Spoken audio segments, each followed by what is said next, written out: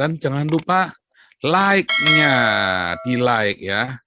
Di-subscribe itu penting, di-subscribe, di-like, di-subscribe. Pertanyaan saya adalah, saya lupa-lupa ingat penjelasan ketika Pastor Paul waktu itu menjelaskan tentang proses 70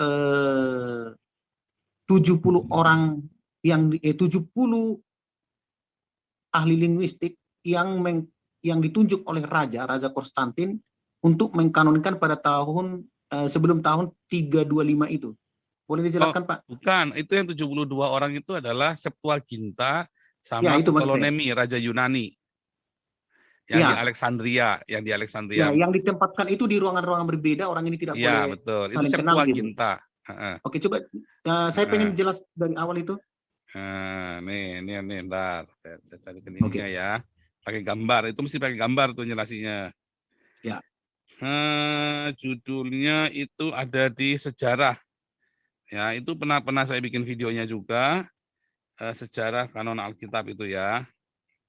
Lihat ini. Ini kan kita nih hari ini kan kita punya perjanjian lama. Septuaginta itu kan perjanjian lama. Ya kan? Ya, jadi kalau kita lihat ini perjanjian lama kita hari ini, kok warnanya hitam. Nah, ini perjanjian lama kita hari ini kan.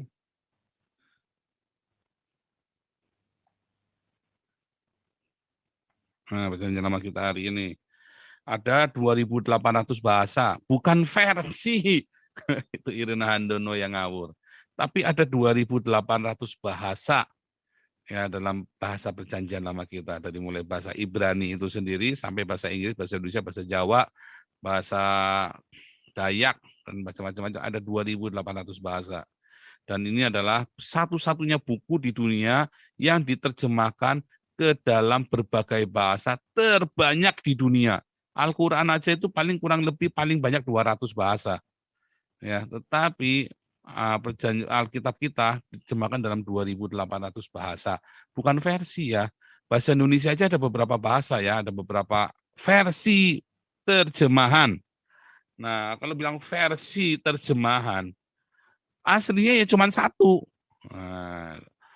Nah, cuman prosesnya itu sebelum menjadi Alkitab yang hari ini, itu kan ada yang namanya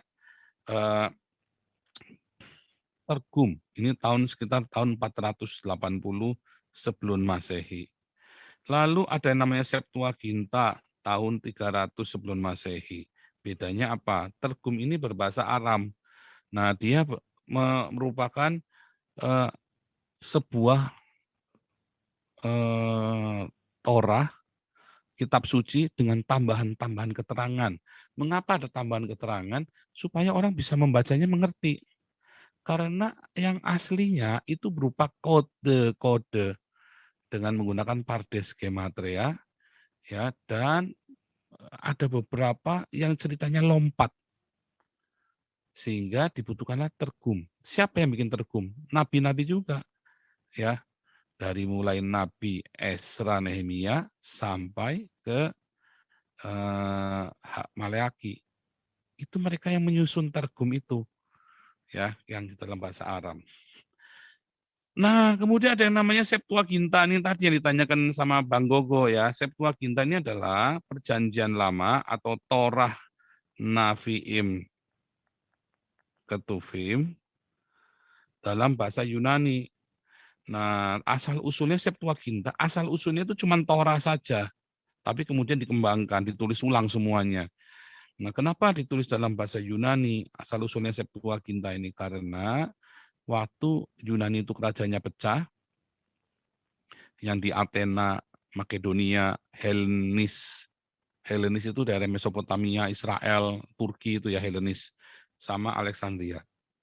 Nah, yang di Alexandria ini, dia membaca sebuah kitab di Mesir, sebuah kisah, bahwa ada namanya Yehova, Allah Israel, menjungkir balikan semua dewa-dewa di Mesir.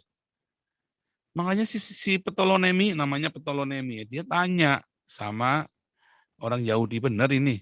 Beneran? Beneran? Buktinya apa? Kalau buktinya kami punya cerita itu turun-temurun.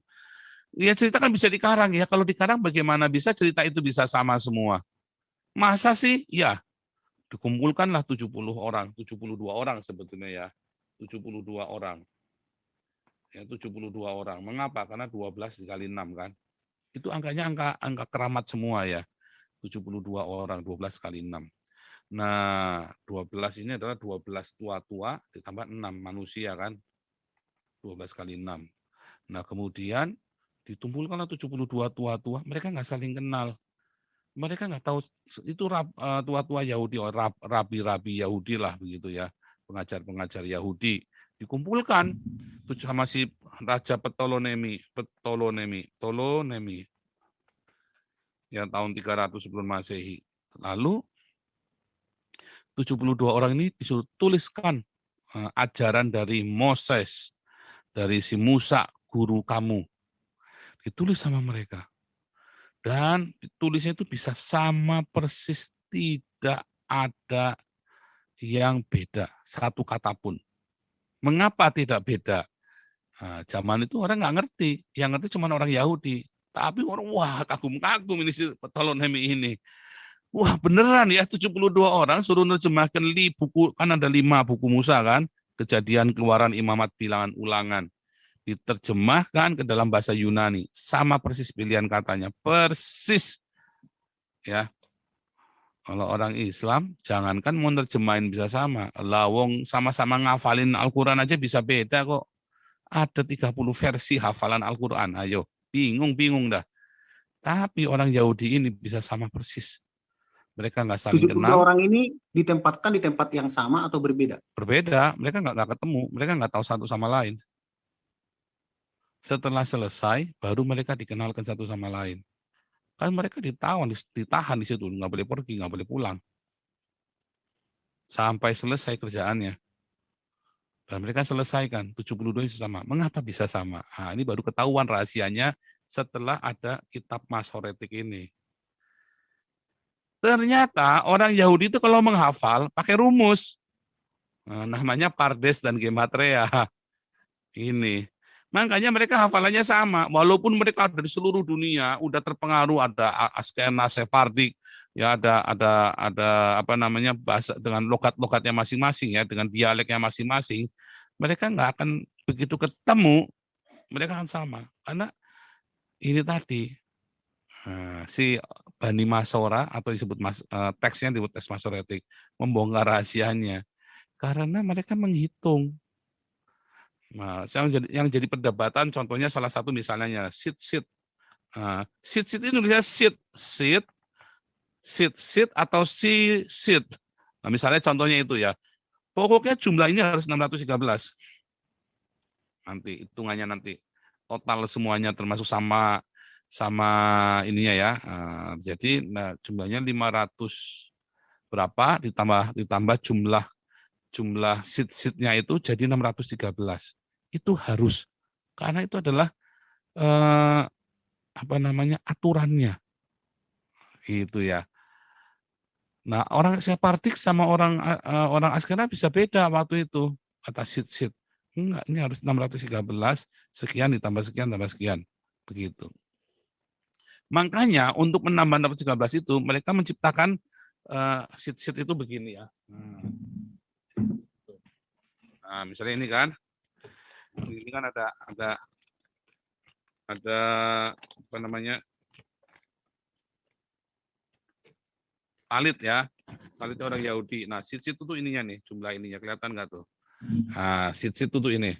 Sehingga orang Askenas sama orang Sephardim karena sitnya mereka berbeda, mereka menghitung ininya beda jumlah ininya, notnya nih. Ya, contohnya begitu ya. Dibikin berbeda sit-sitnya itu. Itulah asal muasalnya jumlah knotnya talit sit itu bisa beda. Karena tadi ada Pardes Gematria tadi dipengaruhi dengan cara mereka menghafal kitab suci. Jadi begitu, kenapa mereka bisa sama? Oh, dan itu, wah, berarti orang ini cerdas sekali. Mereka sambil ngafal sambil ngitung. Gitu, makanya bisa sama. Nah, saya bisa nggak? Saya nggak bisa. Karena itu harus dari kecil belajarnya. Kalau sekarang baru belajar telat. Saya cuma tahu caranya, tapi saya nggak tahu suruh itu lagi, wah, nggak sanggup kita. Dan itu orang Yahudi ya, orang-orang pandai, orang-orang yang IQ-nya rata-rata di atas 130. Anda belajar Torah, Anda akan pandai. Karena sambil belajar, otak kanan sama otak kiri itu kerja. Satunya disuruh ngitung, satunya suruh ngapal, coba edan kan. Sambil ngitung, sambil menghafal, sambil menghitung.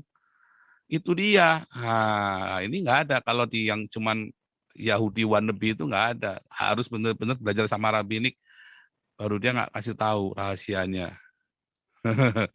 Gitu, Bang Gogo. Makanya bisa sama persis. Oke, Dan itu terima ditulis kasih. ya dalam Talmud mereka, Talmud Babel.